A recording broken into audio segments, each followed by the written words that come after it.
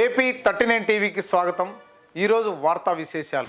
జిల్లాలో ఈ రోజు నుండి 144 సెక్షన్ ఉందని, ఎక్కడ కూడా 5 మందికి మించి గుంపులుగా ఉండకూడదని కర్ఫ్యూ కఠినంగా అమలు చేస్తున్నామని జాయింట్ కలెక్టర్ నిశాంత్ కుమార్, జిల్లా ఎస్పీ సత్య ఎస్ బాబు మీడియా సమావేశంలో తెలిపారు। ఇందులో మొదటి స్లాట్ వచ్చేసి ఉదయం 6 గంటల నుంచి 12 గంటల వరకు యాక్టివిటీస్ అన్నీ కూడా యథావిధిగా నడుస్తాయి। అయితే ఈ 6 to 12 o'clock వరకు నడిచేటటువంటి యాక్టివిటీస్ యథావిధిగా నడుస్తాయని చెప్పి జనాలు సమూహంగా గుంపులుగా తిరగడం అనేది కూడా మేము ఎలా చేయం। ఓన్లీ పర్మిటెడ్ యాక్టివిటీస్ 6 to 12 గంటల్లో షాపింగ్కి వెళ్తే ఆ కన్సర్న్ షాప్ దగ్గర సోషల్ డిస్టెన్సింగ్ మెయింటైన్ చేసుకుంటూ మాస్క్ ధరించి తిరుగుతూ వాళ్ళ పని వాళ్ళు చూసుకోవాలి తప్ప ఎక్కడా కూడా 144 సెక్షన్ వైలేట్ అయితే మాత్రం సహించేది ఉండదు। సో అదేవిధంగా రెండొక భాగం అంటే 12 గంటల నుంచి మధ్యాహ్నం మొన్నాడు ఉదయం 6 గంటల వరకు ఇంకొక భాగం కాబట్టి ఇందులో రిస్ట్రిక్షన్స్ అనేవి చాలా ఎక్కువగా ఉంటాయి।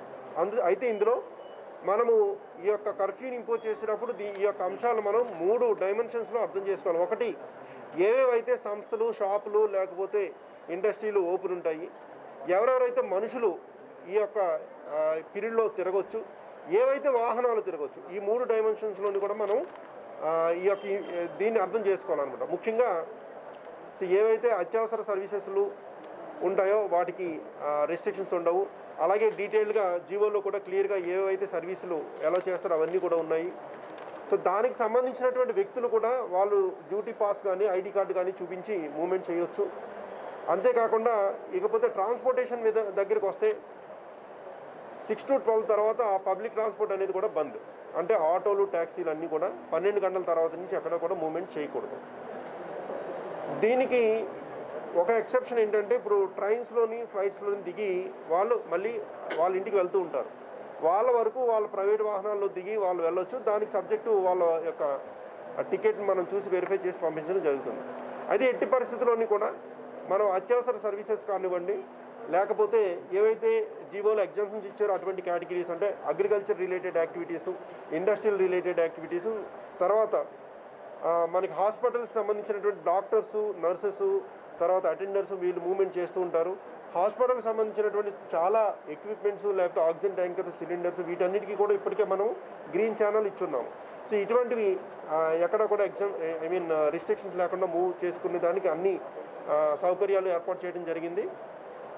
అయితే గమనించాల్సింది ఏంటంటే, ఎవరైతే ఈ యొక్క ఎగ్జామ్షన్స్ని దృష్టిలో పెట్టుకుని ఎగ్జామ్టెడ్ కేటగిరీలో వాళ్ళ ఎగ్జామ్షన్ దృష్టిలో పెట్టుకుని దీన్ని మిస్యూజ్ చేసే ప్రయత్నం చేసినా, లేకపోతే ఎటువంటి పని లేకుండా బయట తిరిగినా సరే వారి మీద ఖచ్చితంగా డిజాస్టర్ మేనేజ్మెంట్ యాక్ట్ కింద క్రిమినల్ కేసులు కట్టడము, వాళ్ళు తిరిగే వాహనాలు సీజ్ చేసి కోర్టులో పెట్టడము, ఇవన్నీ కూడా చేయడం జరుగుతుంది। ఎట్టి పరిస్థితుల్లోనూ కూడా మనము కరోనా యొక్క కట్టడి చేయడానికి ఎంత కృషి చేసేటప్పుడు ప్రజలు అందరూ కూడా సహకరించాలి। ఈ 2 వారాలు కూడా ప్రజలందరూ ముందుకు వచ్చి సహకరించి ఈ యొక్క కర్ఫ్యూని అమలు చేసేదానికి అందరూ కూడా సహకరించాలని కోరుతున్నాము। ఎవరైనా కనుక ఈ యొక్క నిబంధనలు వైలేట్ చేస్తే ఖచ్చితంగా వాళ్ళ మీద క్రిమినల్ చర్యలు తీసుకోవడం జరుగుతుంది। అలాగే క్షేత్రస్థాయిలో ఎక్కడైనా ఎవరికైనా సిబ్బంది ఏదైనా ఫ్రిక్షన్ ఉండి నిజంగా అతను ఎగ్జామ్టెడ్ కేటగిరీలో ఉండి అక్కడ కమ్యూనికేషన్ గ్యాప్ వల్ల అక్కడ ఉన్నటువంటి ఎన్ఫోర్స్మెంట్ టీమ్స్ వాళ్ళని కనుక ఆపితే ఇటువంటి ఇష్యూస్ని మనం సమన్వయం చేసుకోవడానికి ఒక నోడల్ ఆఫీసర్ని పెట్టడం జరిగింది। ఆయన డిఎస్పీ, ఎస్బీలో పనిచేసే ఎస్బీ డిఎస్పీ ఉమామహేశ్వరెడ్డి, అతని నెంబర్ కూడా మీరు పబ్లిసైజ్ చేయండి, 9440-796-864, 9440-796-864। ఈయన ఎప్పటికప్పుడు ఎవరైనా కనుక ఒక డాక్టర్, ఒక నర్సు ఫీల్డ్లో కనుక ఆపితే ఇమీడియట్గా ఈ నెంబర్కి ఫోన్ చేస్తే స్పాట్లో రియల్ టైంలో అక్కడ ఇష్యూని రిజాల్వ్ చేసి అక్కడ పాసేజ్ అవ్వడం జరుగుతుంది, జెన్యూనిటీ వెరిఫై చేసి। ఇకపోతే ఇంటర్ స్టేటు, ఇంటర్ డిస్ట్రిక్టు, దీనికి సంబంధించి లాస్ట్ టైం మనం ఓన్లీ లాక్డౌన్ టైంలో ఎసెన్షియల్ గూడ్స్ని మాత్రమే అలౌ చేస్తాం। ఇప్పుడు ఎసెన్షియల్, నాన్ ఎసెన్షియల్కి సంబంధం లేదు, all kinds of goods vehicles are allowed, అందులో ఎవరికి కూడా డౌట్ లేదు। మీడియా వారికి సంబంధించిన, పత్రిక సంబంధించిన వాహనాలు వెళ్తుంటాయి। So no goods vehicles will be touch, అది ఎసెన్షియల్ కావచ్చు, నాన్ ఎసెన్షియల్ కావచ్చు। ఓన్లీ పబ్లిక్ మూవ్మెంట్ మాత్రం 12 గంటలు దాటిన తర్వాత మళ్ళీ రెస్ట్రిక్షన్స్ అనేవి ప్లేస్లోకి వస్తాయి। సో ఆల్రెడీ మన బార్డర్లోకి వెళ్ళిపోతే వాళ్ళు ఇంటికి వెళ్ళిపోయేదాకా మనం ఎలా చేస్తాము, కానీ 12 గంటల తర్వాత మాత్రం ఇంటర్ స్టేటు అండ్ అదేవిధంగా ఇంట్రా స్టేట్ బార్డర్స్ అన్నీ కూడా క్లోజ్ చేయడం జరుగుతుంది।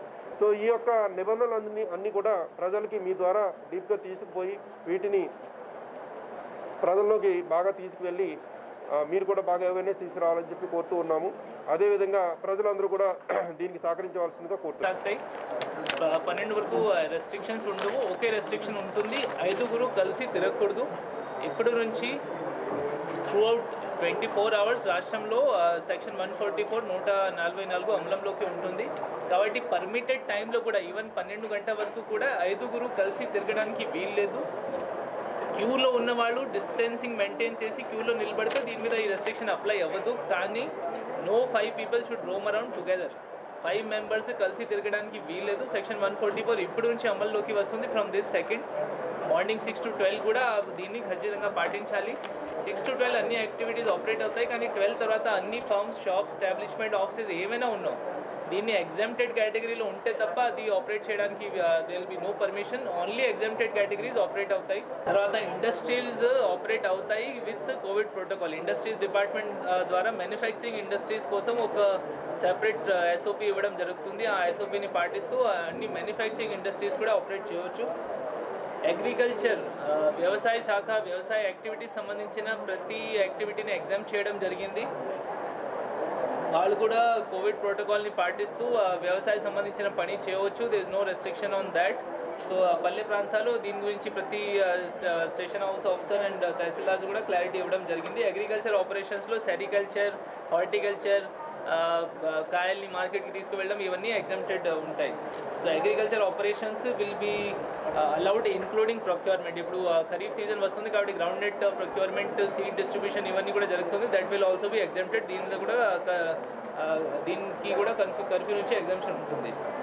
కానీ నేను and following categories of person అంటే పర్సన్ ఎంగేజ్డ్ ఇన్ నేను చెప్పిన యాక్టివిటీస్లో ఎంగేజ్ అయిన పర్సన్, తర్వాత గవర్నమెంట్ ఆఫీసెస్లో పని చేసిన వాళ్ళు, కోర్ట్స్ ఎంప్లాయీస్, జ్యుడిషియరీ సంబంధిత ఎంప్లాయీస్, తర్వాత doctors and nursing staff, private, government ఏదైనా సెక్టర్లో పనిచేసిన హెల్త్ డిపార్ట్మెంట్ సిబ్బంది, నర్సింగ్ స్టాఫ్, వాళ్ళందరికీ వాళ్ళ ఐ కార్డ్ చూపించి దే కెన్ ఫ్రీలీ మూవ్. వాళ్ళకి 24 hours మూవ్మెంట్ మీద ఎటువంటి రెస్ట్రిక్షన్ ఉండదు. ప్రత్యేకంగా వాళ్ళకి మూవ్మెంట్లో ఎటువంటి ప్రాబ్లం రాకూడదు. దీనికోసం పోలీస్ డిపార్ట్మెంట్ తరఫు నుంచి కూడా ఒక స్పెషల్ నోడల్ ఆఫీసర్ని అపాయింట్ చేయడం జరుగుతుంది. ఏదైనా ఎంప్లాయీస్ ఈ ఎగ్జామ్టెడ్ కేటగిరీలో ఉన్న వాళ్ళు ఎవరికి కూడా ఇటువంటి ప్రాబ్లం వస్తే వాళ్ళు ఇమ్మీడియట్గా కన్సర్న్ నోడల్ డిఎస్పీని కాంటాక్ట్ చేసి దే కెన్ టేక్ హెల్ప్. తర్వాత హెల్త్ ఫెసిలిటీస్లో పనిచేసే వాళ్ళు అందరికీ ఎగ్జామ్షన్ ఉంటుంది. Railway station, airports, bus services ఈ 3 సర్వీసెస్ ఇంకా ఆపరేట్ అవుతున్నాయి. కాబట్టి రైల్వే స్టేషన్ నుంచి వచ్చేవాళ్ళు లేకపోతే అక్కడికి వెళ్ళేవాళ్ళు ఆర్ పీపుల్ గోయింగ్ టు ఎయిర్పోర్ట్కి ఎవరైనా వెళ్తున్నారు ప్యాసింజర్స్, వాళ్ళు వ్యాలిడ్ టికెట్ చూపించాలి. Not just oral excuse, valid ticket చూపిస్తే వాళ్ళు వెళ్ళి మూవ్మెంట్ని అలౌ చేయడం జరుగుతుంది. So these services are on railway, airport and bus stands. అక్కడ నుంచి వచ్చేవాళ్ళు అక్కడికి వెళ్ళేవాళ్ళు వీళ్ళందరి మీద కూడా ఎగ్జామ్షన్ ఉంటుంది. ఇంటర్ స్టేట్, తర్వాత intra state, district to district movement, ఇక్కడ నుంచి ఇతర రాష్ట్రాలకి వెళ్ళే వాళ్ళ మీద ఎటువంటి మూవ్మెంట్ రెస్ట్రిక్షన్ లేదు. Okay, so goods movement is specifically exempted.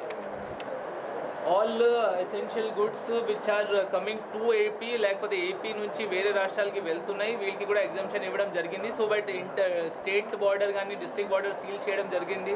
ఎటువంటి there is no situation like that. Borders will be free. Essential goods కోసం ఫ్రీ మూవ్మెంట్ ఉంటుంది. లోకల్ ట్రాన్స్పోర్ట్ పరిస్థితి ఏంటి? That is also one question being ఆస్. Taxis, autos వాళ్ళు ఏ time నుంచి ఏ time వరకు ఆపరేట్ చేయవచ్చు?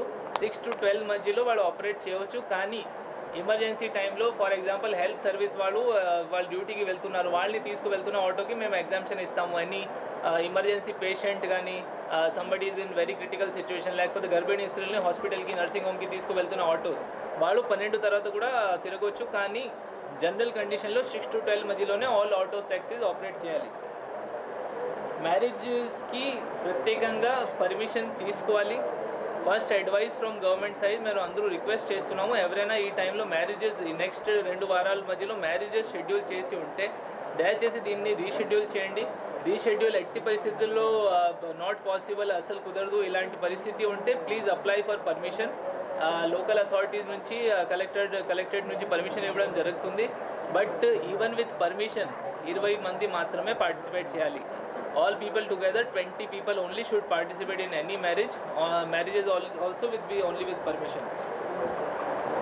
ప్రత్యేకంగా దీనికి ఫర్దర్ 144 ఆర్డర్స్ కూడా ఇష్యూ చేయడం జరుగుతుంది. అండ్ ఈ కర్ఫ్యూలో ప్రజలందరికీ మేము కోరుకుంటున్నాము, actually this is only being done for the welfare of public. Economic యాక్టివిటీని ఏ విధంగా కరప్ట్ చేయడం మా ఇంటెన్షన్, మా ఉద్దేశం కాదు. Government is not very much incline only as a last resort. ఇంకా ఏమి అన్ని అసలు ఫెయిల్ అయినప్పుడు ఈ లాస్ట్ రిసార్ట్గా ఈ పార్షల్ కర్ఫ్యూని ఇంప్లిమెంట్ చేస్తున్నాము. Because actual fight is not inside hospital, it is outside hospital. Cases విభసంగా పెరిగినప్పుడు 3,000 ప్రతిరోజు 2,500 ఇలాంటి కేసెస్ వచ్చినప్పుడు హాస్పిటల్లో మేము ఎంత ఇన్ఫ్రాస్ట్రక్చర్ పెంచినా దీంతో డీల్ చేయలేము. ఎంత ఆక్సిజన్ తీసుకువచ్చినా అది సరిపోదు. కాబట్టి బయట కేసెస్ని రెస్ట్రిక్ట్ చేయడానికి కొన్ని రెస్ట్రిక్షన్స్ని పాటించాలి. So for that we request complete cooperation from public.